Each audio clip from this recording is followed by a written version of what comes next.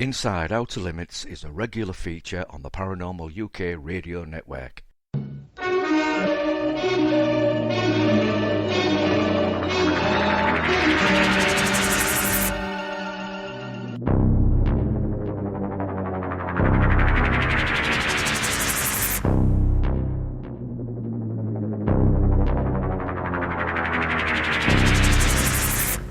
Now, the Chris Evers, Philip Mantle, Inside Outer Limits radio show, Flying Disc Press, Outer Limits magazine endorse any of the products you may have heard advertised at the beginning or the end of this show or inserted into the middle of this show. The only products we do endorse are those that are strictly affiliated to Outer Limits magazine or to Flying Disc Press. We now hope you enjoy the show. Thank you. Hello once more, everybody. Welcome to the Inside Outer Limits radio show with myself, Chris Evers, the man from Outer Limits magazine, and my co-host, the man from Flying Disc Press, better known as UFO royalty, the one and only Mr. Philip Mantle. Hello again, Phil. Good evening, Chris.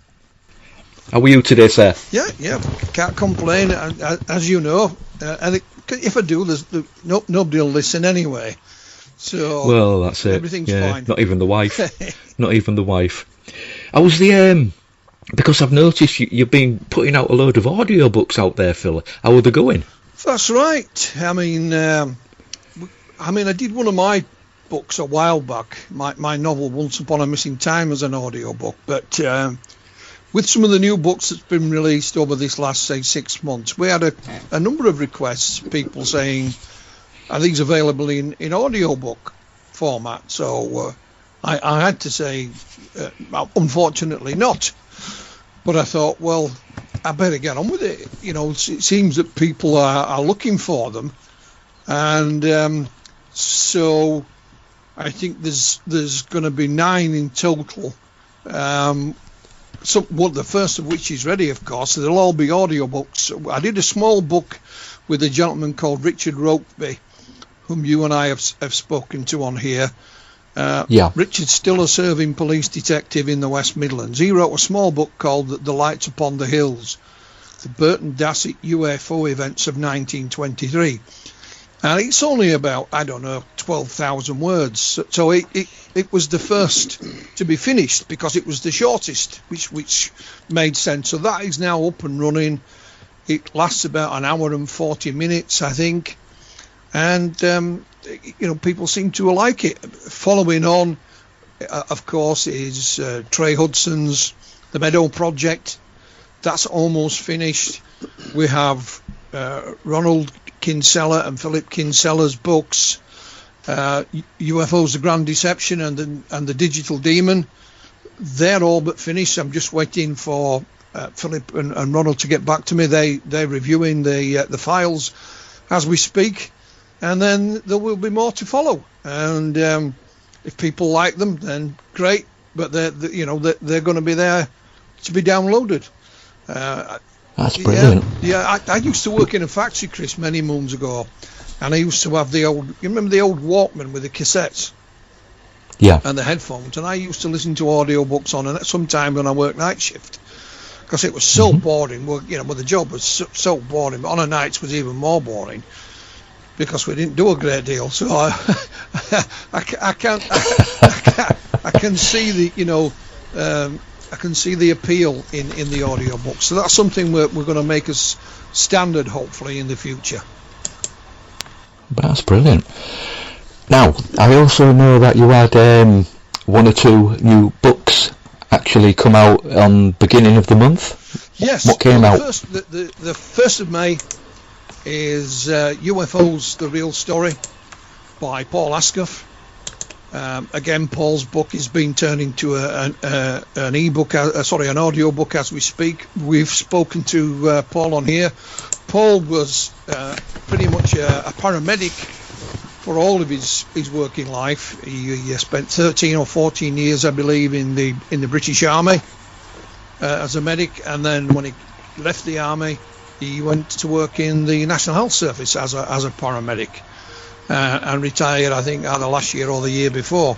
So his book is out now, UFOs: The Real Story, Paul Ascough.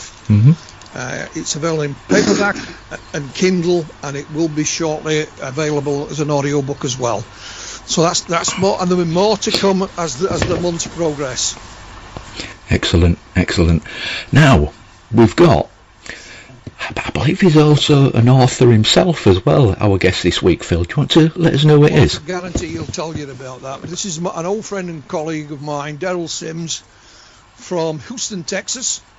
I've had the pleasure of Daryl's company in the past, both in my house and shared several platforms with him on stage, both here and in different parts of the world. He has the nickname the Alien Hunter, so he is indeed a UFO investigator, for want of a better phrase, an author, TV as well. So without further ado, I'd just say good evening or good afternoon, Derrel Sims. Good afternoon, Daryl. I am delighted to be here with you, Philip and Chris. Hello, Daryl. Nice to speak with you. Very good, sir. So, how did you get the name, the Alien Hunter? Well, funny you should bring that up. I was in... Well, you've got to start somewhere, Daryl. I went to Georgia and at a conference, and new lady was in right in the middle of it. She said, "Oh my God, you hunt the aliens? Why, you're the alien hunter!" And a guy named Dazzo had a magazine at the time, UFO magazine, and he printed in blood red letters, "The Alien Hunter," and they on front of it, and the story he did on the spread. So that's where the moniker actually came from, and it actually stuck because the fact is I had them that hunted me as a child in my abductions, and they came and got mine. That turned me from a concerned father, someone who hunted. Well, if we go down that, because back in time, Daryl, for those who don't know you, who is Daryl Sims? You know, what's your background? What did you do before, you know, to earn an honest living, shall we say? Who is Daryl Sims? Honest living? I don't know about that. Okay, honest living. I was the son of a man named J.D. Sims, a wonderful man, and my mother. And then I grew up in Midland, Texas as a boy, moved to Mayhill, New Mexico, experienced some events there. And then as I grew up, I volunteered. I went to New Mexico State University. The Vietnam War was getting pretty heated up, so I quit college and volunteered for the military, and got 3 years in that service, and then was taken into the Central Intelligence Agency for 2 years in covert operations during the Vietnam War. I got out and worked with my dad and in construction. He was a builder. And I became a private investigator to continue my investigative skills as a senior military police officer, and been a private investigator for about 40 years, and that's pretty much the history. I'm also a hypnotic anesthesia therapist, 2 instructorships in scuba diving, a 4th-degree black belt in the martial arts, handwriting analyst, and so on. It doesn't mean that I'm particularly smart. It just means that anything that me and my wife ever decided to do in life, we did it. We didn't dream about it. We just went out and did it because it was fun. Yeah, and I can guarantee. Well, I know when I came and stayed with you in Houston some years ago now, but Daryl did show me his credentials as a private. I was going to say a private dick then, but I didn't, Daryl. Honest.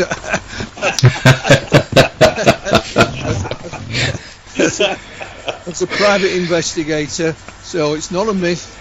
You know, it is the truth. Now, you also mentioned there, Daryl, your own experiences, and I you know, I remember a little bit about them because I remember you telling me about them. Is that something you would like to share with the audience? The things that happened to you, UFO related in the past? Most certainly.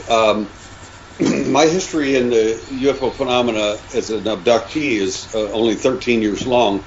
It started when I was age 4 and ended when I was 17 rather violently in my last event. I had about 10 events over a period of 13 years. My first event at age 4, I was simply a little boy in Midland, Texas. Goodness, it was only, I simply woke up is not the real right word. It was like I switched myself on, and I realized something's wrong in the room, and I sat up in bed immediately and noticed there was a little skinny, like almost a stick figure skinny guy walking away toward the wall. He had a large bulbous head, and I thought, well, he's going to bump into the wall, I didn't know he had just brought me back through the wall with him, put me in bed, and now I'm not supposed to remember any of this. As soon as I thought he's going to bump into the wall, he turned around as if he had heard me think that, because I didn't say it. And in my shock and amazement, as he turned around, I saw big black eyes. They were perfectly round. They were not the Hollywood version of the elliptical eyes, but the perfectly round eyes, large black eyes, no mouth, the smallest mouth you ever saw, no nose, no ears to speak of. And this perplexed me to no end. And children don't see things like adults. An adult might say, oh my God, I'm scared, I'm terrified, I'm horrified. Or they might say, welcome to planet Earth, or whatever. They're in awe or they're in fear. I wasn't in anything. I was just sitting there wondering. When he turned around and looked at me, I looked at him from those big black eyes down to his neck, skinny little body, and noticed he didn't have any genitalia. He didn't have a belly button. He didn't have a TT. So I couldn't understand that as a 4-year-old. Like, what's wrong with this guy? What's wrong? And of course, as an investigator, as I grew up, I realized if you don't have genitalia, it's because you don't procreate. And if you don't have a navel, it's because you weren't born. You were hatched, cloned, or made, or manufactured, but you didn't get here the way we do. That was pretty much the start of my first experience. I just didn't understand any of it.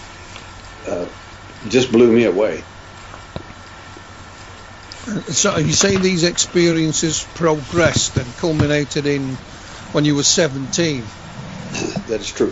And you said in a violent manner? Yes, my last event was violent, and what probably, if there is any uniqueness to what I do, different than other people, it probably is the fact that I have not only seen the alien during my 13 years, different types of these entities, but the most important thing, as I said, these entities, in my opinion, are not aliens from the world. We're not, in my opinion, looking at quote-unquote alien species. What we're looking at is something that's been hatched, cloned, made, or manufactured, something constructed. And in my opinion, probably most of that DNA comes from Earth. But the point is that the entities that came in my last event, it was not an abduction, and it was not the alien, quote-unquote, the 7 types that we normally see, the gray, the doctor type, the mantis, the Nordic, the reptile, and that sort of thing, Bigfoot. These were not the alien at all. They were the ones who, quote unquote, were in the mix of hatched, clone, make, and manufacture these guys. They were the ones who did that. And that event was pretty violent. And people could say, well, you made that all up, or you imagined it because you were having a bad dream. Well, no, that's not true, because my ribs got kicked in as a result. And when I went to the VA hospital, they asked me how I was doing, just physically, just a normal checkup. And I said, I have a little pain over here on this one side. And the doctor says, no, the pain's on the other side. I said, don't tell me where my pain's at. You don't know.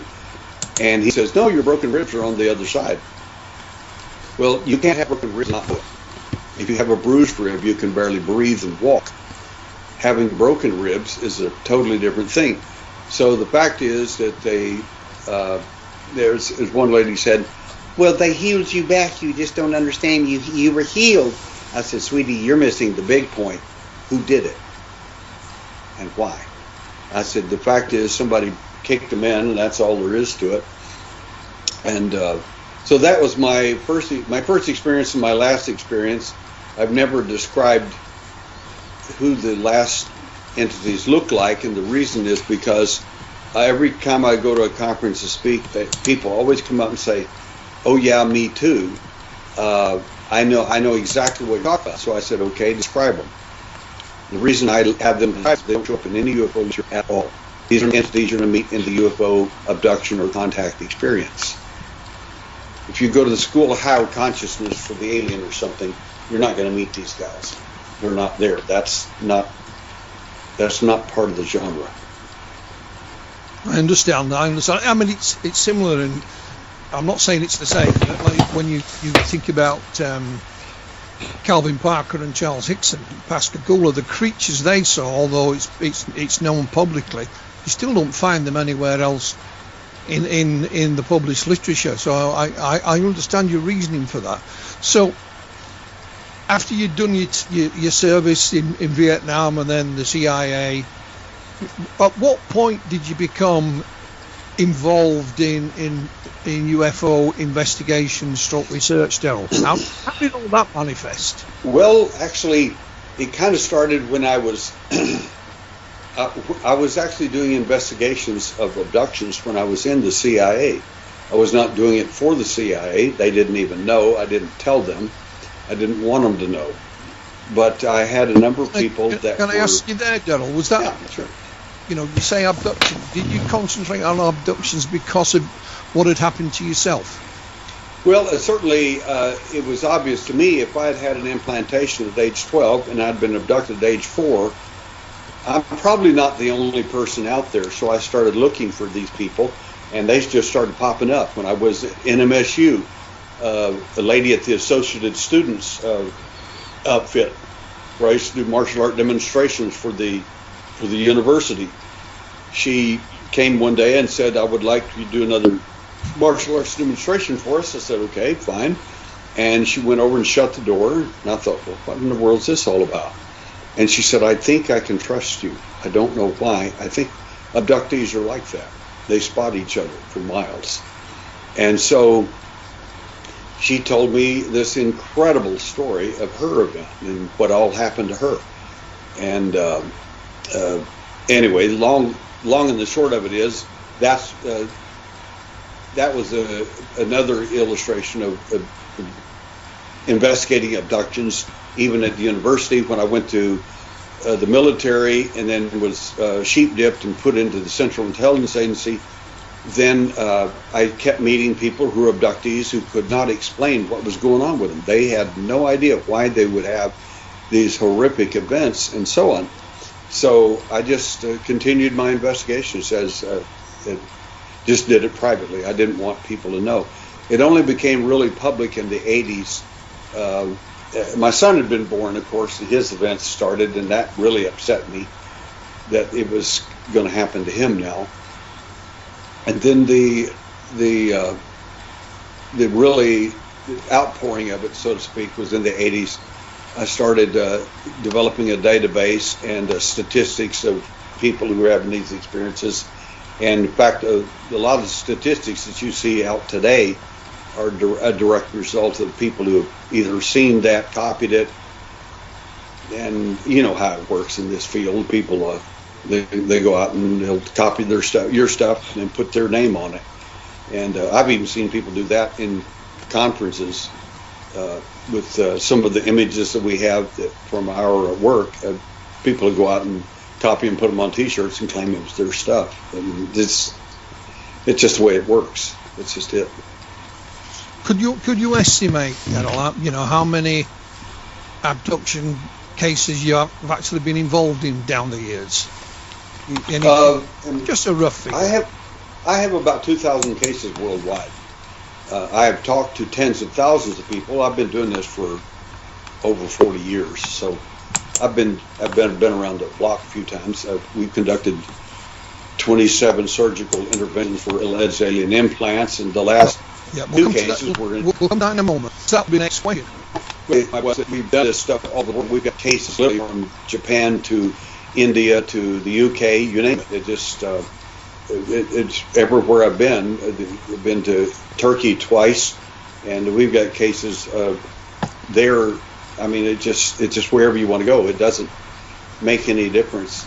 This stuff is real. So the so-called implant research that you are known for, did that just come about by accident, or was it something you were on the lookout for while you were conducting your investigations?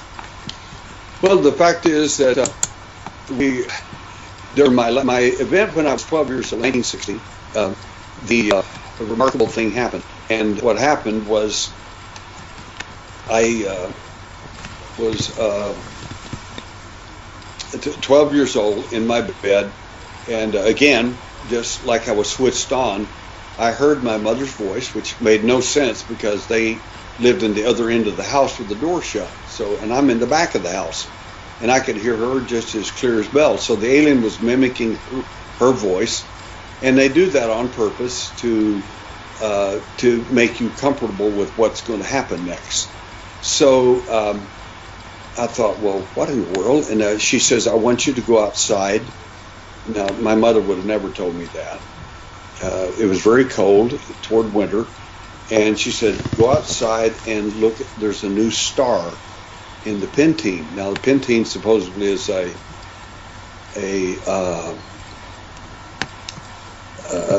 star system, which doesn't exist. I know that now. But the point is, I thought it did, and because she said so, somehow I knew it did. So I went outside, and it was like the movie Phenomenon with John Travolta. I hate using the movie as an illustration, but I went outside and noticed the beautiful stars, beautiful everything, big moonlight, and then all of a sudden there was this huge light on the horizon over toward Holloman Air Force Base area. And I thought, well, why would an airplane be that low and it's getting bigger and bigger? I didn't realize it's getting bigger because it's coming toward you. And the next thing is bright flash, and I realized that I'm inside a circular room, lying on a table with my feet elevated 11 degrees, and the same entity that always picks me up, the little gray, he's there, same exact guy. And there's a guy that looks bigger than he is. He's there, and he's got a long needle-like device about 8 or 9 inches long with a little tiny silver sphere on the end of it. They come over and they all hold me down, and the doctor type, Gray, jams this thing up my nasal passage and breaks the bones in my nose, and I scream, and it feels like it's behind my eye where it ended. And then they pulled the device out, and there's no sphere on the end of it, and there's blood on the end of the thing. Well, the next morning, my mother, she gets up and she lays my clothes out every morning, and I'm 12 years old, getting ready to go to school, and she says, Daryl Sims, have you been picking your nose? And I said, what do you mean? She's, there's blood all over your pillow. I said, yeah, that's what I did. Because I didn't want her to know. I've never told my parents. She's 92 years old, and she just found out about 2 years ago that I was an abductee, not just an investigator. That's quite startling. Are there any cases of your parents being taken then, Daryl? I can't prove that my father was taken, but I have good evidence from independent people who do not know me or my relatives. And one lady told about her horrific events, and she was a millionaire, by the way, and I was working with her. She's the first person I found fluorescence on, and she told me that she saw information on the craft. She said, I use the word file because I don't know what it was. I only can use terms that I'm acquainted with. A file, and it had JD on it, and she mentioned the person and everything, and she said, I don't know why, but he was related to you. And I said, do you think they wanted you to know that? She said, I know they wanted me to know that. She said, but who in the world is JD? I don't know a JD. I don't even, and she said, and the weird thing is, I don't think JD was initials. I think that was a name. And when I was absolutely sure, she just met me. She didn't know me. And I said, JD is my dad's name. He's named after a doctor, and JD is not an initial. That's his actual name. So I suspect my father was taken. I know my brother was. I know my son was. So that's 3 of us in our lineage right off the bat, and possibly, I think my dad was. I really do. I really believe that. You mentioned something there, Darryl, that I was going to bring up anyway, and I've seen you demonstrate this, and it's fluorescence. Yeah, fluorescence, Philip, is the best way to describe that is I call it alien sweat because that makes more sense to people. When the alien touches you, he leaves an invisible trace on you. And people need to know this in this phenomena. If you're a real abductee, a real contactee, whatever, you've had real contact, there is evidence on you, around you, or in you. That is just a fact. The problem is people say, well, I never found it. And I asked Bud Hopkins, said the same thing before he passed away. Well, I never found any fluorescence. I said, did you use the black light? And he said, no. And I said, well, if it's invisible and only seen with the black light, no wonder you didn't find it, Bud. You didn't know how to look for it. Yeah, black light. Yeah, black ultraviolet, isn't it? Ultraviolet, yes, ultraviolet light. And so that's an important distinction. Otherwise, you won't find it. And the second thing about the fluorescence is important to know is that it will penetrate your skin subdermally on contact. By that I mean you can't get it off, you can't wash it off.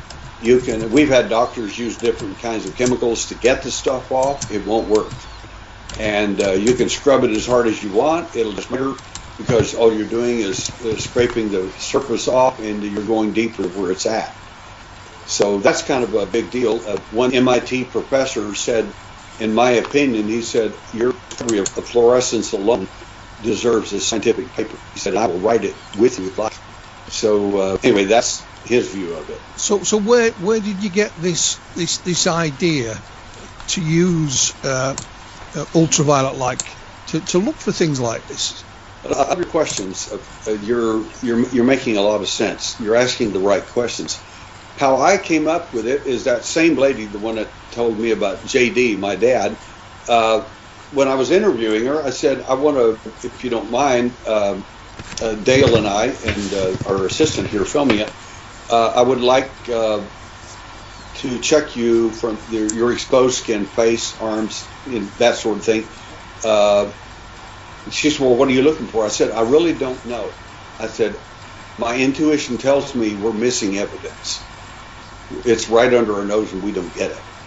So that was 1992, and she said, sure. And I pulled out a little portable black light and UV and started shining it on her face and everything. Nothing there, nothing on her arms. And I looked in, and she lifted up her arm, and there was the biggest, as big as an orange, a large fluorescent shape. It looked like a heart-like shape. It was a Mandelbrot set.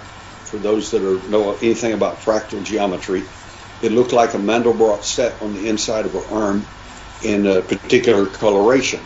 And she said, what the blankety blank is that? And I said, I don't know. I said, I think I may have hit pay dirt here. This is gold. And anyway, she gets up and runs to the bathroom, starts scrubbing her arm, trying to get the stuff off. And she reminded me of when I did police work of a rape victim. They wash themselves, they try to clean themselves up, they cry. The more they scrub it, you're pulling up the emotions of what happened on that arm. Same with Calvin Parker. Thank you. He actually got a gallon tub of bleach and was in the shower and poured the bleach all over him. Yes. And scrubbed himself and burnt his clothes. Or disposed of them anyway. He disposed of his clothes. Yeah. It will finally disappear after usually 48 hours. We tell people, please check yourself with a black light. We even made black lights available on our site just so people could check themselves. And this is really important because this is, if you've physically been taken, there's a good chance there's evidence on, around, or near you.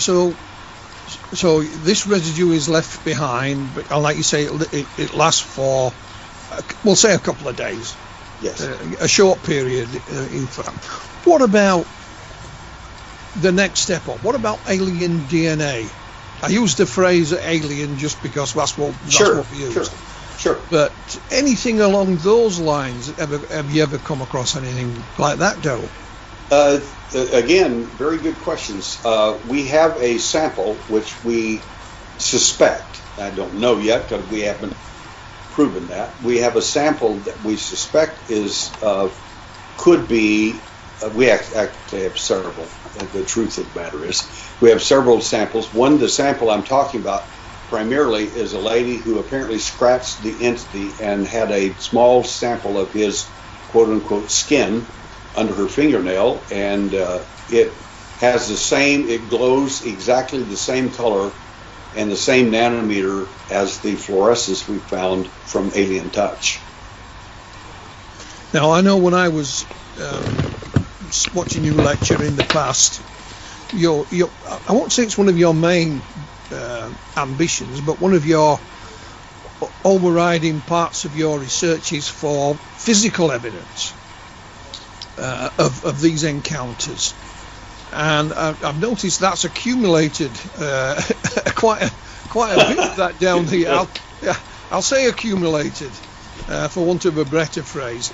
For those that don't know you again, Daryl, when we talk about this physical evidence, what is it? What have you come across, obtained, etc.? Well, that's probably one of the reasons you're one of the top authors in helping people with their books and so on, because you know the right questions to ask. So in your answer to your query, inside, I bring this box with me wherever I go. It's like my American Express card from the alien. I never leave home without it.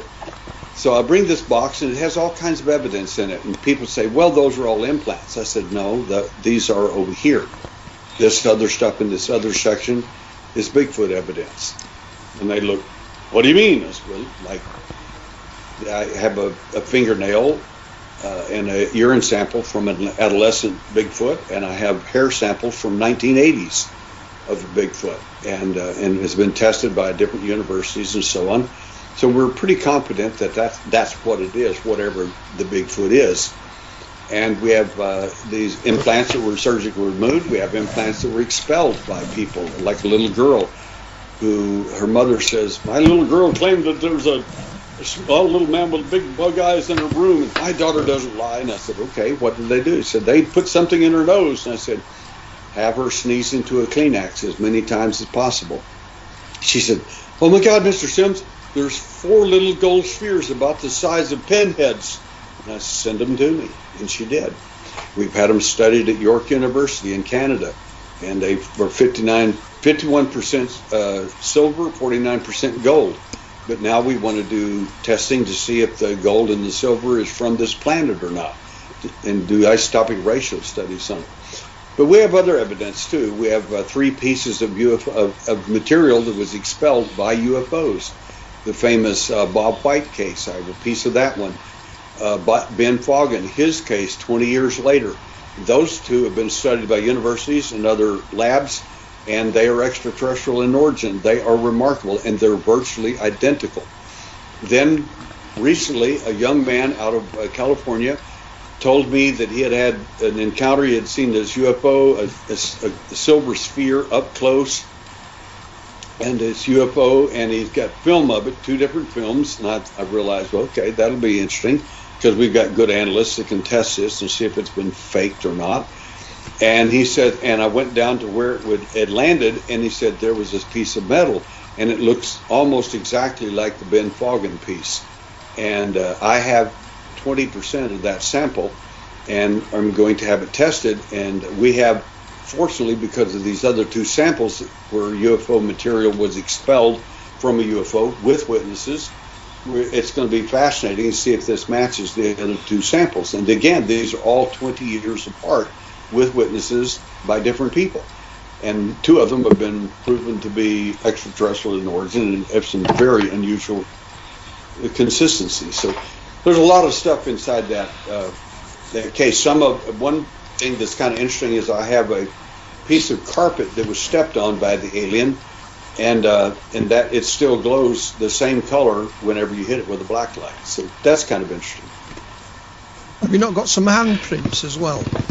Oh, yes, sir. That's those are kind of big to put in my sample box. So sometimes when I do my presentation, like at Roswell, where my work is in the museum there, of course. There's a big wall that has all my work. In fact, they're putting up a brand new surgery that we just did out of India. They've asked permission to put that up, and I said yes, we'll do that. And I'm going to put a couple of the hands up there on the wall. I've made some hands. We have actual handprints out of from glass where the alien touched it or touched the individual, and we've got exact replicas of that. So that's very good. That again gives us good, solid evidence for people to see in 3 dimensions. So I've constructed them out of clay, and I've also constructed them out of silicon, and so they're easy to travel with. And it frightens people who've had these experiences because they've seen those hands before. Yeah, I would love to see you at an airport and say, "Can we search your luggage, Mr. Sims?" I got a funny one to tell you, Philip. When we came to see you once, the gentleman says, "And where are you going, sir?" And I said, "We're going over here to Manchester." And he said, "Oh, very good, sir." And he says, "And what are you here for?" And I said, "I'm," and my wife said, "Please don't do it. Please don't do it." And I said, "I investigate alleged cases of human alien contact, and my investigations as a former police officer and a licensed private investigator is to find physical evidence of alleged human alien contact." He looked at me, looked at our luggage. He did not want to know. He said, "Good, sir. You may leave." That was so funny. Fantastic. Yeah, I did the same. En route to when I last met you, I flew into Albuquerque, and we drove from Albuquerque down to Roswell. But of course, going through the customs check in Albuquerque, they asked me what I was doing there. So, like an idiot, I told them, and they kind of looked at me. Fortunately, there was a crew off one of the aircraft coming through beside me, you know, the cabin staff, and it looked like the pilot and co-pilot. They were all dressed nicely. I said, you don't have to believe me, go and ask those guys, they'll probably tell you something. And they just looked at me and you know, what? But thankfully, you know, I'm glad they didn't search my luggage on the way back, Daryl, because we'd been out to one of the alleged crash sites in Roswell. Yes. And I picked up some samples, huge chunks of this and that, and I stuffed them in my shoes, in my luggage. I thought, hope I don't get stopped on the way back. Why are you carrying stones back home to England? It's not an easy thing to explain, is it? It No. really Just isn't. tell them it's for your rockery in your garden, Phil. And I apologise to anybody out there about defacing international monuments, but in 2010 my wife and I went to Egypt, and of course we went to visit the pyramids at Giza, and you're not allowed to climb all over them anymore, but there's one of the huge stones at the main pyramid where you're allowed to stand and touch it and have your photograph. Because I put my hand on it, part of the stone came away in my hand, and I thought, and they have their own guards on this place, scruffiest looking guards you've ever seen. Understood. You know, with a rifle over the shoulder. Right. If it's got bullets in it, you know, I'll eat my hat. But I wasn't going to take any chances, so I put this piece of rock in my pocket so they didn't see it. So. And I gave it to a friend of mine. So he has a piece of the Great Pyramid at Giza, and he sat on his mantelpiece at home. But I'm thinking, I'm going to get arrested here, you know, defacing an international, one of the 7 wonders of the world, and I've got a piece of it in my hand, you know. Well, you've got to go right back there and bring me a piece of it. I just can't believe that you did it. Oh dear. So Daryl, during your hunt, as it were, for alien implants, did you do much work with Dr. Roger Lear? Roger, a lot of people asked me about him, and I said, what you don't understand is I was his mentor. They said, what? And I said, no, a lady named Alice Levy, his best friend, introduced me to Roger, and I introduced him to the first implant case that we surgically did. And he said, I showed him the x-ray of this woman's foot, and he said, well, those look like surgical clips from osteotomy. I said, that's exactly what I told him. He said, well, what's wrong with that? And I said, no previous history of surgery. He said, that's weird. Anyway, he didn't believe any of this until after the story got out, and I mean, it went wild everywhere. And then he came on board. Later, we had a parting of ways because I just have my techniques, and some of the claims he was making were not substantiated scientifically or medically. And so I finally just had to let him go. I said, just go your own way, do whatever you need to do, and that's what happened. So. Okay. Was it with Roger, or was it later, Darryl? I've seen you do it where you did the hypnotic anaesthesia on a I'll call him a patient, shall I, for better words. Mm-hmm. And had something removed. Is that am I remembering that correct? You are remembering it correct. You've got a mean memory. I've got to fix that. So that is true. What I do as a hypnotic anesthesia therapist is some people don't want to go under local or general anesthesia, so they so if they elect and they're a good patient for it, then I will do hypnotic anesthesia. That particular case you're referring to is a lady named Dolly, and the surgeon is starting to cut on her leg, and he's freaking out completely. He said, I cannot believe I'm cutting on a woman's leg that has no anesthesia whatsoever. And I looked at him and I said, stop describing that. She hears every word you're saying magnified 10 times. Don't discuss that. And from then on, we had to talk to doctors, told them what not to say when hypnotic anesthesia was going on. When you start saying, they've got to be in severe pain, well, they probably will access that state and realize, oh, I need to be in some severe pain now. So you have to educate doctors toward that. We did a surgery very recently, 2 of them, and I had to explain that to the doctors in great detail, and we understand, absolutely, no, not a problem. But these were plastic surgeons that were using on this case. But you're not a hypnotherapist or a regression therapist, are you? Well, actually, again, I kind of go to a story that Yvonne Smith asked me at Roswell because I had the abduction panel up, and she's on it. And before we got started in front of everybody, she said, "Are you a hypnotist too, Darryl?" And she said, "I'm a clinical therapist." And I said, "Yeah, I actually am. Thanks for asking." I said, "I am a clinical hypnotherapist. I am a master hypnotherapist." She said, "What's that?" And I said, you know the person that certified you?" She said, "Yes." And I said, "That person is called master hypnotherapist. I certify people like you." She said, "Oh." And I said, "I'm a medical hypnotherapist. I'm a hypnotic anesthesia therapist, certified, and registered hypnotic anesthesia therapist." And I said, I've got ratings in hypnotherapy you probably don't even know about. I said, "I'm older than dirt." So have you done regression with witnesses? Thousands of them. Yeah, I thought you had. I just wanted to clear that up because some people are still skeptical about the use of regression. And they should. I did a presentation in Roswell last year. It was what you need to know about your should you do regression hypnotherapy, number 1, and number 2, what you need to know about your regression therapist or your hypnotist. No hypnotist showed up. It's you interesting. can imagine why. No, it's interesting you should say that, Daryl, because and I'll tell you why. Now, again, I keep bringing up the Pascagoula case from 1973, but we had a married couple who claimed to be on the other side of the river that night, and they also witnessed things that were happening.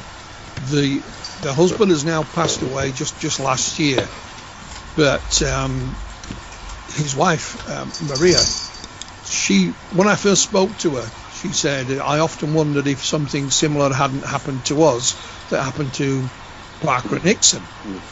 And so I didn't say anything to her for a long time, because after her husband died, and I said, would you consider regression? And she said yes. So just this year, I was put in contact with a regression therapist in a nearby state. I think he's in Georgia. Forgive my geography of the states, but it's near Mississippi anyway. Yes, so of course. He said it's only a 2 or 3 hour drive, and one of the things he said to me, which he just rung a bell with what you've said, Darryl, is I got to speak to this lady first, because this kind of regression is not applicable to just anybody and everybody. It's not as if you just bring them in, stick them on the couch, and here we go. So I'm just waiting to hear back from him as we speak. But yeah, he said pretty much the same. You have to be careful. In other words. That's true.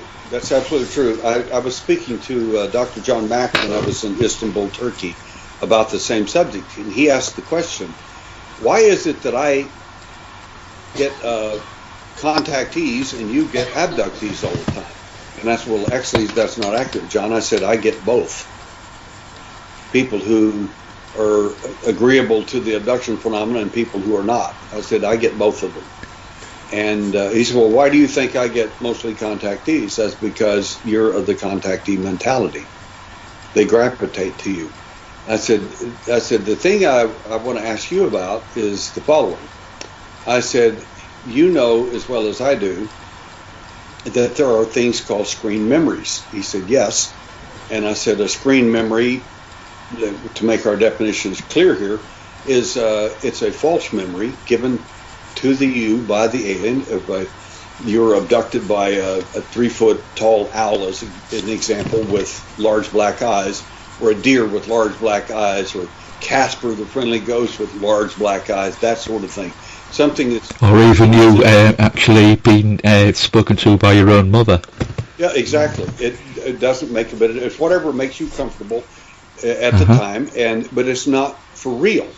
And he said, that's true. And I said, well, John, I said, many of your contactees will tell you about positive, wonderful events that happened, blah, blah, blah, blah, blah. And if you hypnotize them 50 times, you'll get 50 different stories. Now, you know for a fact they were not abducted 50 different times for an average of 3 to 10 hours at a time. They would spend half their life abducted. That isn't true, and you know it. And he says, well, how do you deal with it? And I said, well, I wrote a chapter in my book on abductions work, and I said, and what I said was that not only do screen memories exist, but with many of these abductees or contactees, another level is placed on these people, and it causes them to go into a screen dream. And the alien understands when you're coming, and they've already got it planned. And you will pop them into what is called a screen dream, which is an endless story of nonsensical stuff that will go on forever, and you're not going to be able to. You're going to lose all your credibility in doing it, John. I said you have to be aware of that. I said I've talked about that in some of the articles I wrote on to hypnotists to be aware of the difference between memory and recall, as I call it.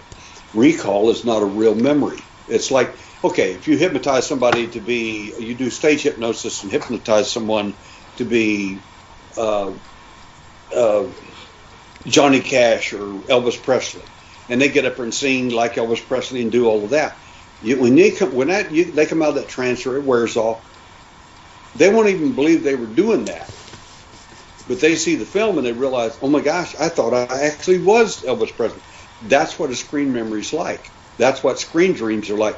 If you hypnotize the person who actually believes this stuff, they'll go back to a screen dream. You get hypnotized 50 times, you'll get 50 different stories. It's a never-ending story, so to speak.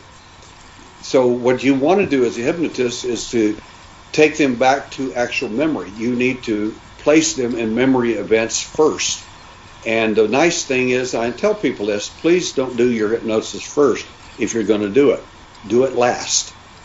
Why is that? I said, because the first bullet fired at your case is that hypnotist hypnotized you and made you believe all that stuff.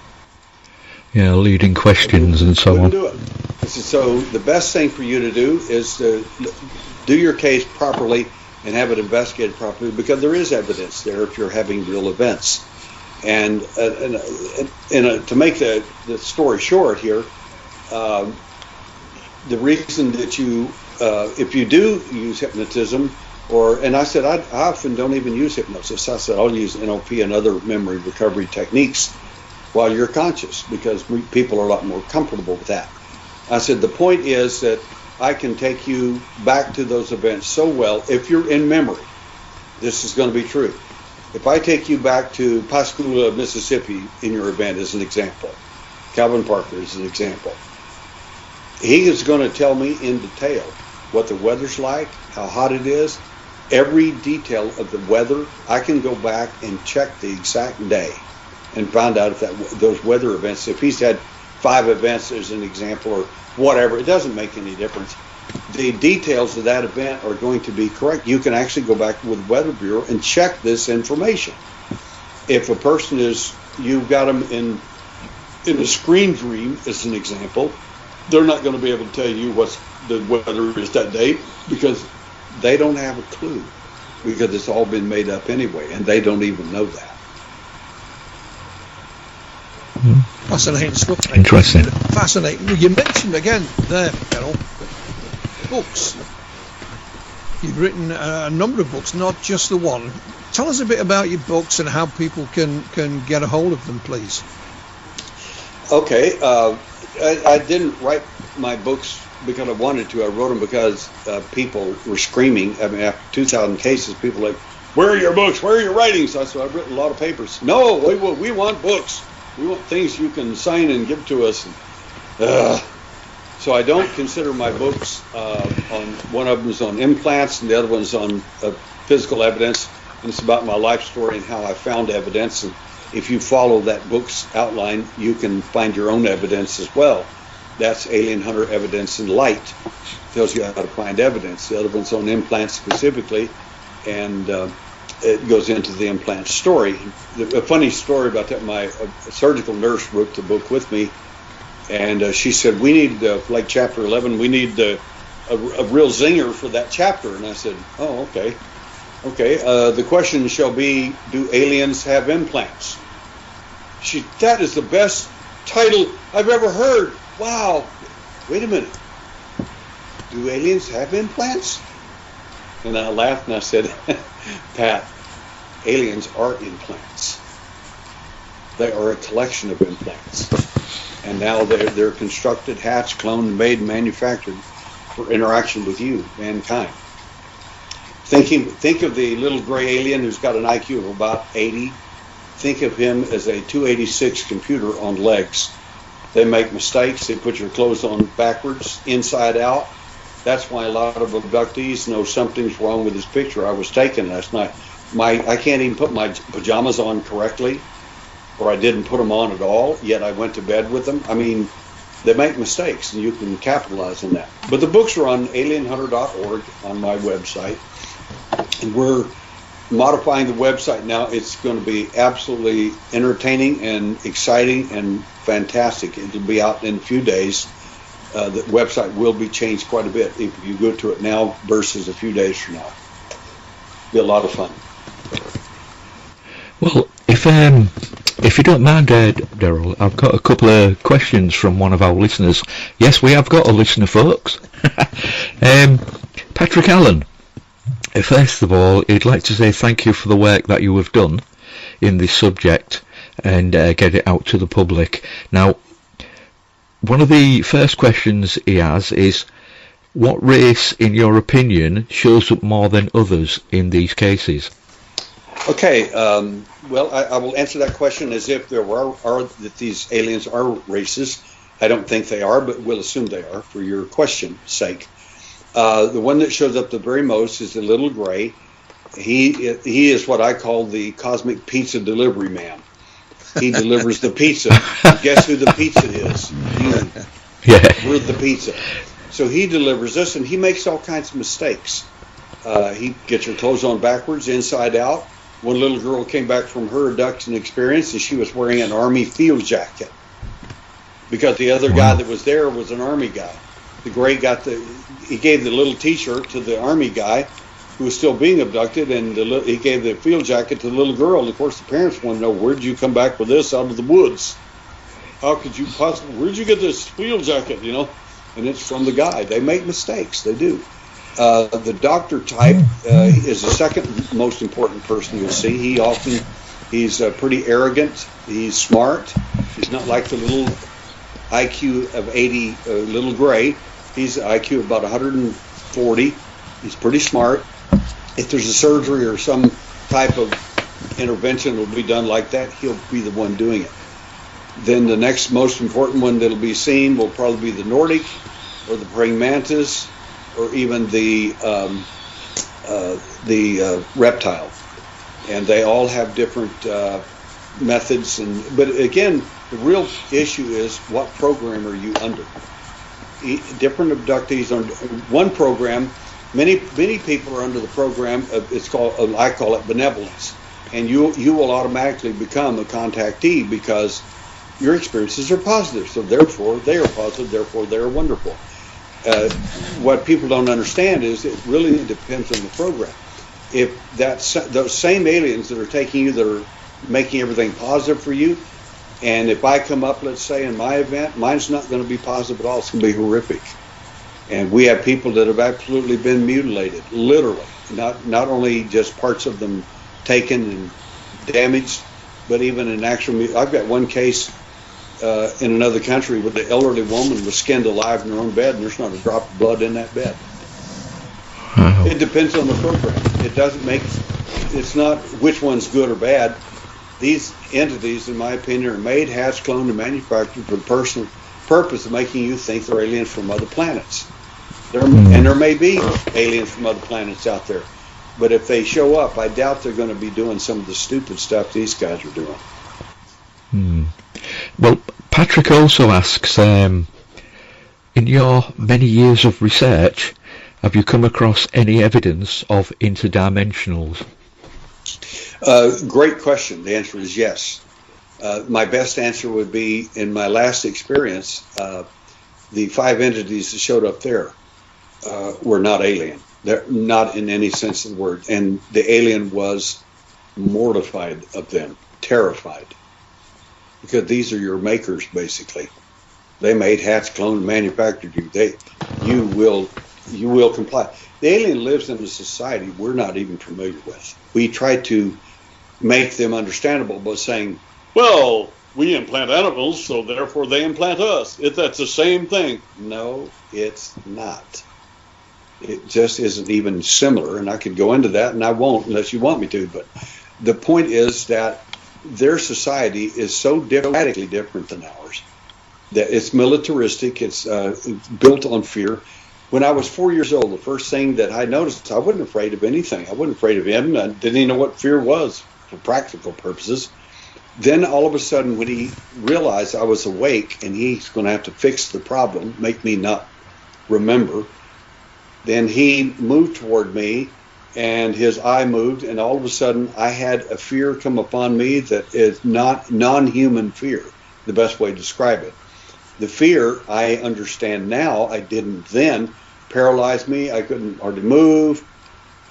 So what does that mean? He transferred his fear to me. Literally transferred, and it'll paralyze you if it does. Unless you know how to resist that or stop it, then you're going to be a victim of it. Amazing. Patrick asked another 2 questions, Daryl, but I think the first one you've answered really, from your extensive research that you've done. Is this because of a personal experience that you've had? Now, I think you've already answered that, to be quite honest. So I'll just ask the final question that he sent us in.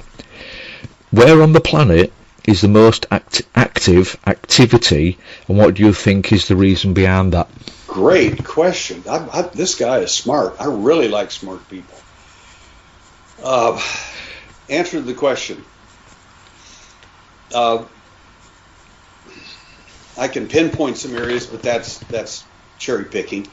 The generic answer is anywhere from the Rocky Mountains in Alaska, all the way through Rocky Mountains through the United States, Rocky Mountains through Central America, Rocky Mountains through South America, all the way down to Argentina.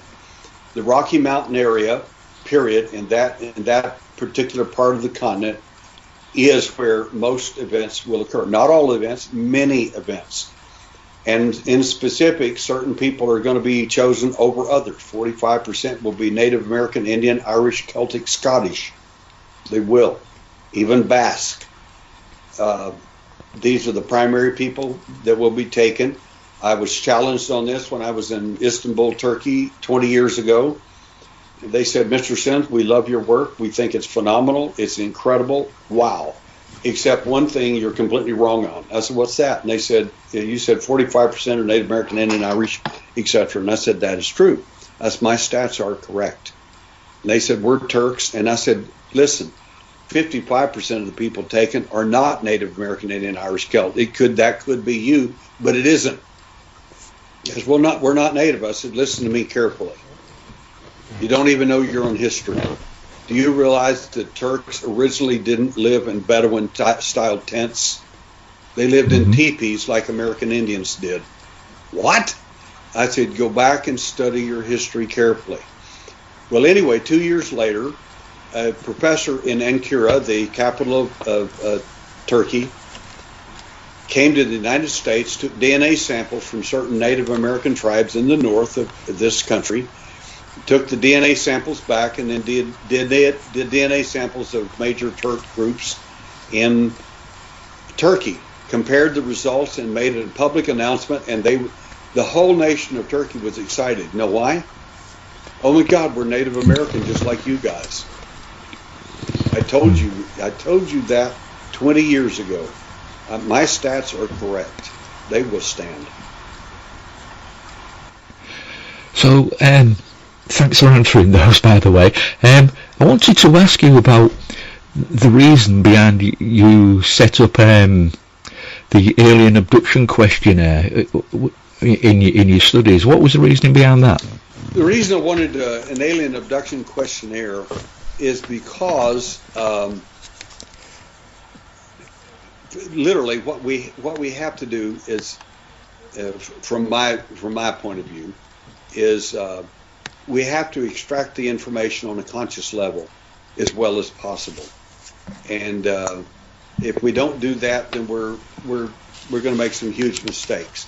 Because if you just hypnotize people and get your information that way, in my opinion, you're not doing yourself any favor. You're creating the bullets that are going to be fired at you. Number one, the best answer to that question is I have 7 different hats that I use to find evidence, and one of them is that questionnaire. That comes from the cop hat, so to speak. It asks questions that are pretty blunt, pretty pointed, and so on. But I've got a UFO hat. My UFO hat, the problem with that is it often gets fooled. Everybody's got a UFO hat, and that's why a lot of us fall. We get caught. We do, because we're willing to believe all things we would not normally believe just because it's UFO related. My cop hat doesn't do that. The medical hat uses a Bayesian logic, and the science hat, it's going to be based on science. My intelligentsia hat, that's from my intelligence business. My Native American hat and my spiritual hat. All of these are different hats that literally came together for my questionnaire and asked all these amazing questions. Now, the reason that's important is because it doesn't make me susceptible. Some of my hats don't even agree with the other hats' answers, and that's okay. I'm okay with that. But because those different hats, I've got 14 sets of eyes looking at the same one piece of evidence. I've been able to come up with 6 primary reasons why they're taking you. I've found evidence inside windows, inside windshields, hands of aliens. I've even cut the glass out of windows, a police officer's home, and another one out of a lady's windshield. I've got those in glass right now with me, because these different hats of mine look for evidence where others simply don't know where to look for. They just I'm not afraid to look at anything, and I'll look in places where people never thought it was possible. And it makes sense. It just does to me. Absolutely. I've just got a couple of more. Well, I'm going to ask you for your opinion. I want you to pick two cases, if you can, your favourite cases. One involving alien abduction, and one simply, I say simply, a UFO case. So what are your two favourite cases of those that you've investigated? Two favourite cases. The first one, and I'll be brief on this. It's a huge case. It's happened. It's a double mass abduction of 8 people in 2 states and several cities. And the reason for the abduction wasn't because the aliens decided to abduct 8 people. They specifically abducted 8 of my people, including my senior investigator, who was an engineer. The reason they abducted them is because I set a trap for the alien. That's why they call me the alien hunter. It's not a moniker. It's an actual statement. The difference between me and most people, in my opinion, is they hunt UFOs with a camera, with hypnosis, or with a laptop, or with photographs, or pencil and pen interviews, and that sort of thing. I hunt the pilots. That's who I want. I'm going to find the suspects, but I want the pilots. And I set a trap, and it worked. I didn't know that it would work, but fortunately for me, it did. And a massive craft showed up, 50 miles thick, 600 miles across, according to the engineer. And he's very structured. That's the way he thinks. They were all taken by small craft to this huge one, which was near the moon. And you say, how do you know that? Because a Japanese astronomer was filming the moon during that same time, and we found accidentally he'd been filming the moon during that same period of the mass abduction, and we think he filmed the actual craft. We have the film footage. So there was a lot of evidence. One of the persons taken had an ocular implant placed in her eye, and that implant fell out of her eye after the second mass abduction that week, and we got it. I have that, and I've had it studied by the University of Houston at the Semiconductivity Center. So we've got all this evidence.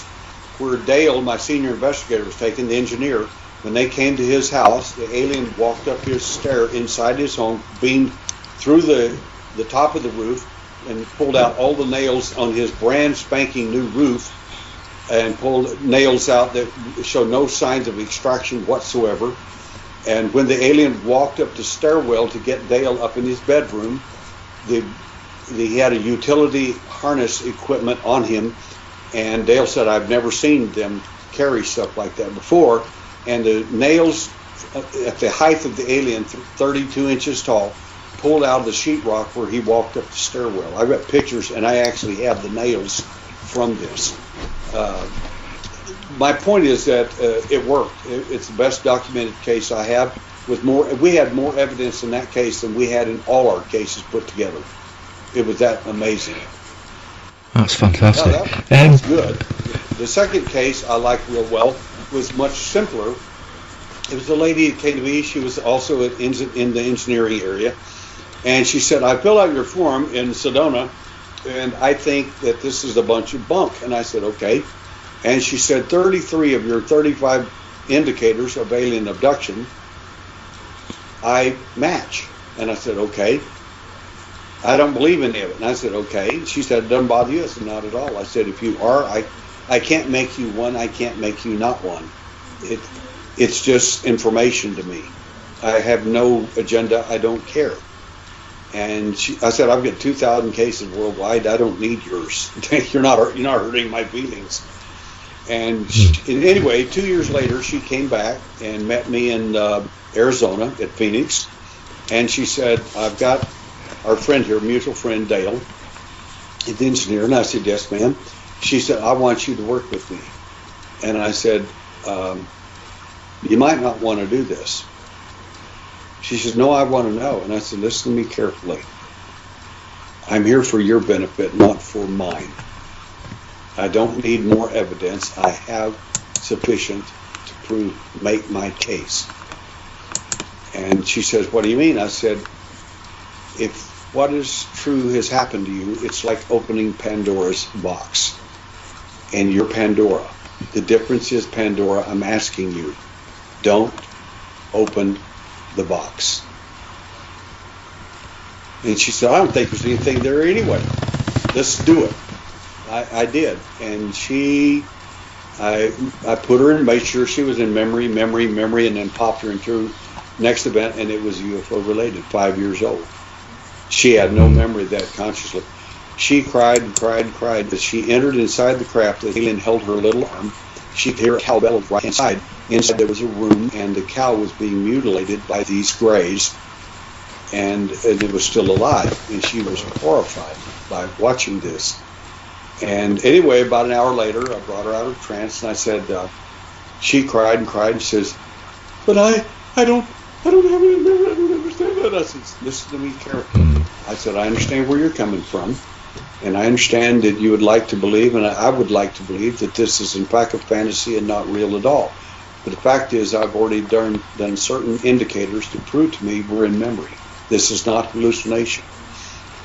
And I said, I asked you not to do this, and this is the reason. Because now you're going to have to live with the fact that you're an abductee and you didn't even know it. I said, most of us, 60% of the people that are taken become contactees. They believe the alien's here to help us save the planet, fix the ozone hole, and all these wonderful things, all of which he has not done and isn't going to do. I said, but they believe that, and that's okay. The other 40% of us, 39%, are people like me who do remember some of their events, or part of them, or all of them, and they don't like it. They don't like the idea we were kidnapped, taken against our will, and it's a crime, period. I said, 1% of the people are people like you. They don't even remember anything. And that I spotted that about you. The stats, you couldn't make them up. I said, the procaine allergy stat alone that you signed off on, yes. I said, we've done a study of 35,000 dentists and patients. It's equivalent to three astronauts out of every 10 having this rare drug allergy. It just ain't going to happen. It's not going to happen. And yet you have it. And I said, my point is that the stats indicated you were. And I'm comfortable with that. I don't need to hypnotize you or use other techniques to find out if you are or not. I already know that. I just didn't want you to cloud your life with it. And now you have.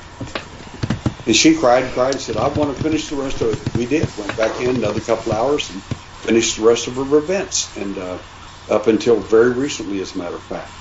And she was just horrified. She said, I can't believe that you can have events and you don't even remember. I said, young lady, I said, they're very good at what they do.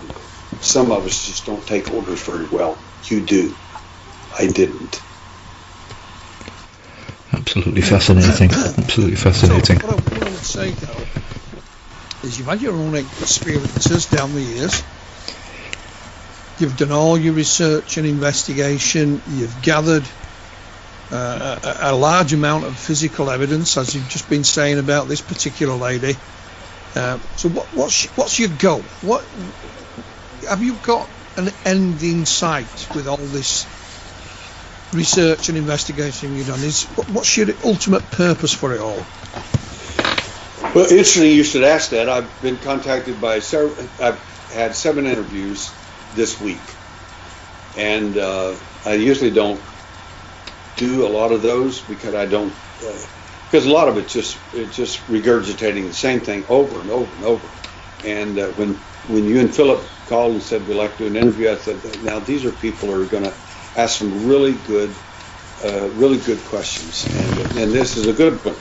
One of the interviews, they of course, naturally, a lot of stuff is coming out on major TV in the United States.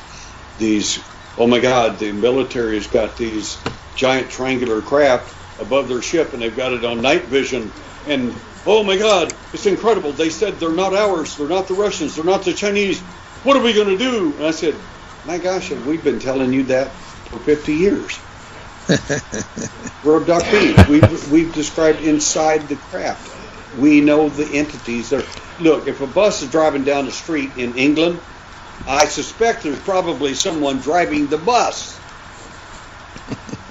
It's possible nobody's in there, but not likely.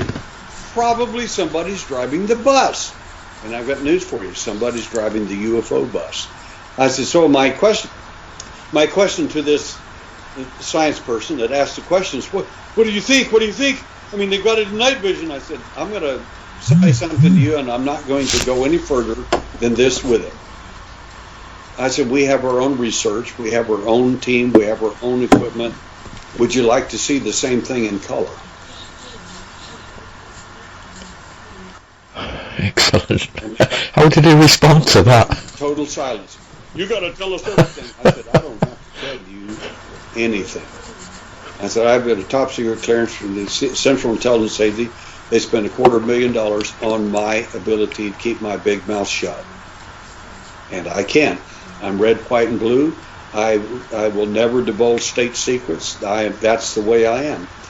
But in my opinion, the UFO phenomena, the tech part of it, is top secret.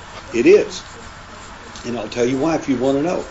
But the part of it about they're here, we're in trouble, and we need to be paying attention to this, that is a world that belongs to all of humanity. And now they want to tell you it's real because it's over their ships and everybody's seeing it everywhere. Sorry, we've been telling you that for 50 years. We float through walls and things like that. Now they're doing it in their own science labs. They're floating materials through and transporting it. I've been telling you that for 50 years. So have other abductees. I'm sorry you didn't get the message. It's real. I have an archaeological metaphor. Alien abduction, in my viewpoint, is like an archaeological site. You wouldn't call an amateur archaeologist you find this big T-Rex bone sticking out of your backyard. You don't go call the local amateur archaeologist with his backhoe to come dig up your incredible find. You call a real professional. That's why I'm not going to call a regular hypnotist to work on me for my event. Because I already know what they're going to find. I know where they're going to stop. It's too traumatizing for you. We're going to have to stop the process. No, you're not. There's not any event that happened to me that was so traumatic I couldn't experience it twice. I already know what it is. So I want somebody I train personally to work with me. Until I train that person, no, I said, hey, life is real simple. I work on your brain. You don't work on mine. That's a joke.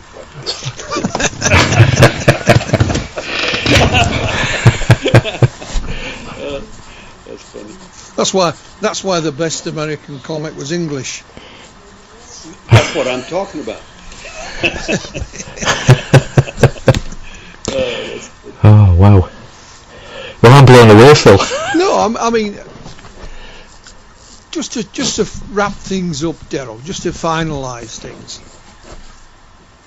You've been involved. Obviously, you've got your military background as well as your own training in this field, your own research. I know you work.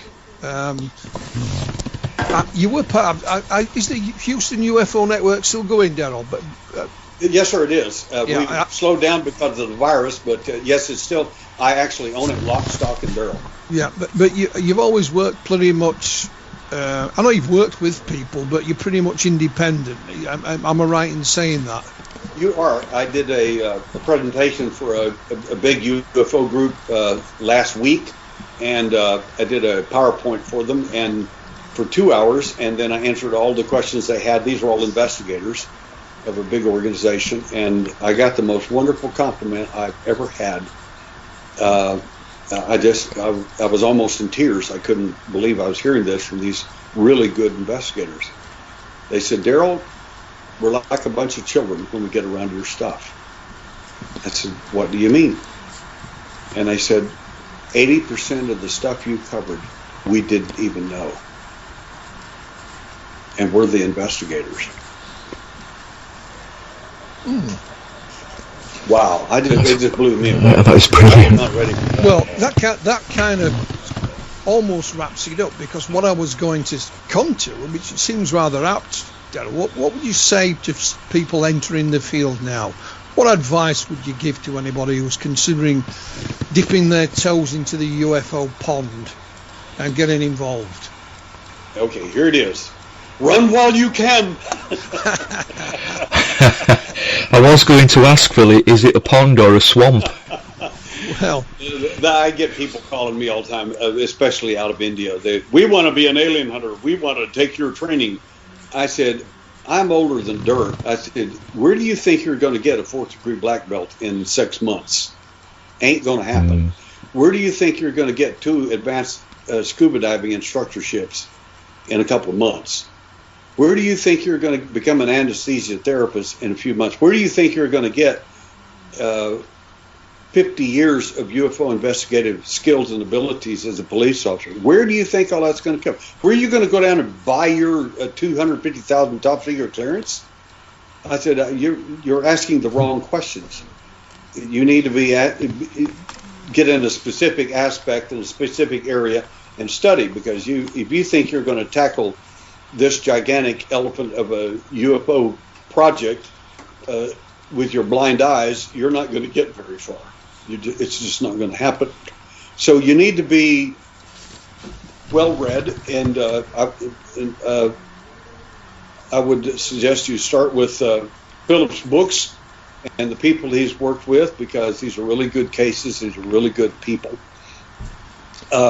My books I do not tout as wonderful, and the reason is because I did them very quickly. I tell people they're not much better than field notes, and that's the way they were written. They're not written for entertainment. They will give you valuable information you won't get anywhere. I totally get that. I've got a video that I put out that's very professionally done, that I tell people, if you want to be entertained, get that. And they say, why? And I said, because in one of the clips on the video, I show a picture of an alien. How do we know it's real? I said, because it's taken by the Los Angeles Police Department on their photo cameras. When you run a red light, it photographs you, and it's got a photograph of the alien in the back seat of the car. I have the original. Thank you, Los Angeles Police Department, for helping me with my research. Well, ladies and gentlemen, I think that is actually a brilliant place to end the conversation. So Daryl Sims, Alien Hunter, thank you very much for joining us, and more power to your elbow, sir. Philip? Yeah, thank you very much, Daryl. Fascinating as ever. And I always learn something from you, and you're right. Well, the way you've described entering ufology there is just as I started it. Totally green round the gills, not a clue, not an idea. Thought I'll write a few letters and that'll be done. And that was, 40 plus years ago. So thank you, Daryl. Thank you for your time. Well, Chris, the important thing is you're hooked up with a really good guy. You guys make a wonderful team. And I just honor both of you for having me on your program. Thank you so much. Absolutely our pleasure. And I will tell you now, Daryl, I think we'll be getting you on if you're happy to do so at some point once again in the future. You call and I'll be there. Thank you, sir. Yes, sir. Have a good one.